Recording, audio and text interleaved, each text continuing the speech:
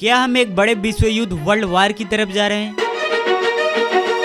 आप सोच रहे होंगे इस लड़ाई से हमें क्या फर्क पड़ता है, तो आप गलत है। एक तरफ है इजराइल जो अपनी सुरक्षा के लिए किसी भी हद तक जाने को तैयार है, दूसरी तरफ है ईरान जो दशकों से शैडो वार लड़ रहा था लेकिन अब खुले मैदान में लड़ रहा है। और इन सब के पीछे खड़ा है दुनिया का सबसे ताकतवर देश अमेरिका। लेकिन सवाल है क्यों? आइए देखते हैं।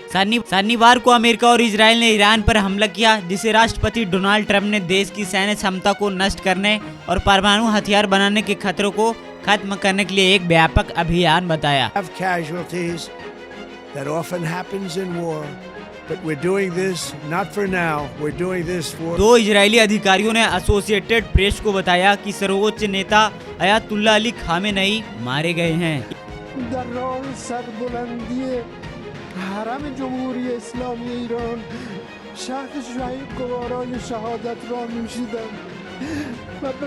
ईरान ने जवाबी हमले करते हुए इजराइल पर ड्रोन और मिसाइल से हमला किया और बाहरी कुवैत और कतर में अमेरिका सैन्य ठिकानों को निशाना बनाया। गोलीबारी रात भर चलती रही और अभी भी जारी है। ईरानी सरकारी मीडिया ने रेड क्रिसेंट के हवाले से शनिवार शाम को बताया कि कम से कम 201 लोग मारे गए हैं और 700 से अधिक घायल हुए हैं। एक गर्ल स्कूल में भी हमला किया गया, 80 से अधिक लोग मारे गए और सैकड़ों घायल हैं।